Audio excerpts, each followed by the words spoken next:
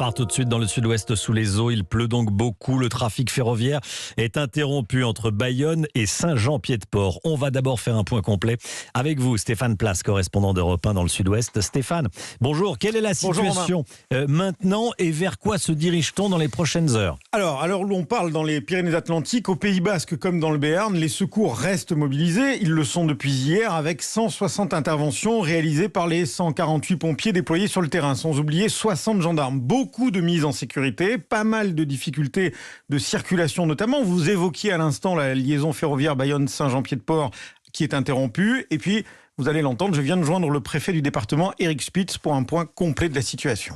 La quasi-totalité des interventions ont été des évacuations préventives de personnes dans des maisons qui étaient menacées par les eaux. Donc la bonne nouvelle, c'est qu'on n'a pas de victimes. Il n'en reste pas moins qu'il y a d'importantes perturbations de la vie courante. 2 collèges sont fermés à Saint-Étienne-de-Baïgorry et à Pontac et 18 écoles sont fermées, essentiellement dans le Pays Basque. Et l'autoroute A63 au kilomètre 176 est en train d'être inondée entre Bayonne Nord et Bayonne Sud et elle est sur le point d'être coupée. Normalement, on devrait, à compter du début de la nuit, avoir une légère décrue, mais la limite pluie-neige est remontée assez haut cette nuit à 2500 mètres et c'est surtout les importantes fontes de neige qui nous inquiètent.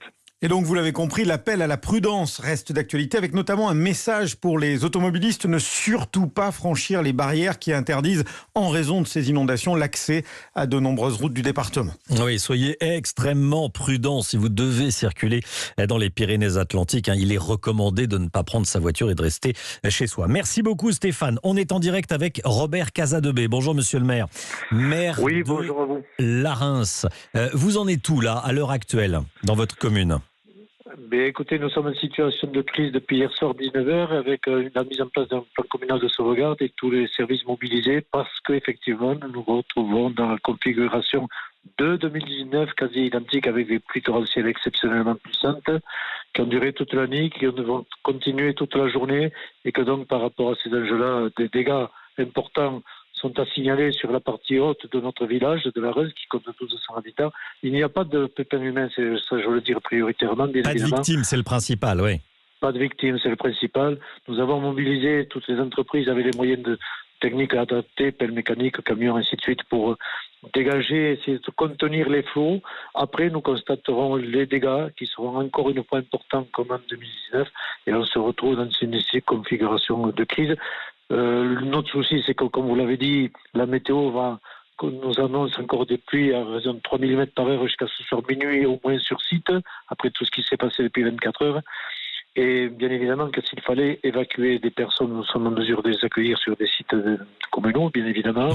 Nous avons mobilisé nos pompiers, une vingtaine de pompiers, nos services techniques, les entreprises. Et bien évidemment que notre priorité, c'est l'humain. On décidera cet après-midi, je suis avec la sous-préfète en mairie de Larens, pour voir si ça continue à s'aggraver cet après-midi, s'il faut être dans l'anticipation pour héberger des personnes, comme je viens de le dire. Et dans tous les cas, après, au-delà de la préservation de nos concitoyens, c'est constater les inondations puissantes qu'il y a. Tous les rez-de-chaussée sont inondés sur 2 rues principales.